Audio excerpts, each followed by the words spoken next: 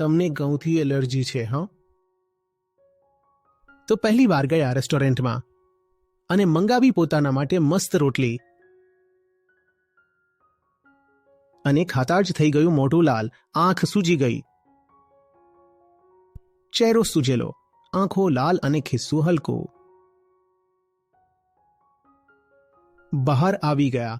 થોડી વારમાં સોજા થોડા ઓછા થયા તો ફરી ઘૂસી ગયા બાજુના રેસ્ટોરન્ટમાં. અને આ વખતે શું મંગાવ્યું પોતાના માટે? આ વખતે મંગાવી સેન્ડવિચ. કહીને જુઓ, રોટલીથી એલર્જી થઈ ગઈ હતી, આ વખતે મંગાવીશું સેન્ડવિચ.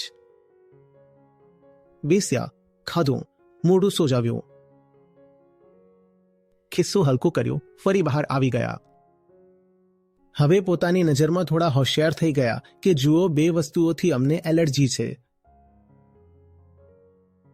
રોટલીથી અને સેન્ડવિચથી.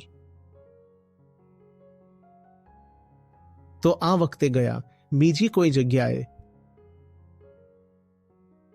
આ વખતે મંગાવ્યા પીઝા.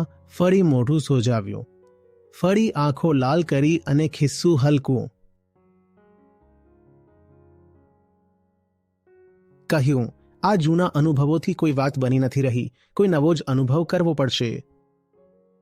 તમે એક જ વસ્તુનો અલગ અલગ રૂપથી, અલગ અલગ નામથી, અલગ અલગ જગ્યાએથી, અલગ અલગ સમયે ભોગ કરતા રહો છો અને આશા એ ઊભી કરી રાખી છે કે અનુભવ બીજો થઈ જશે.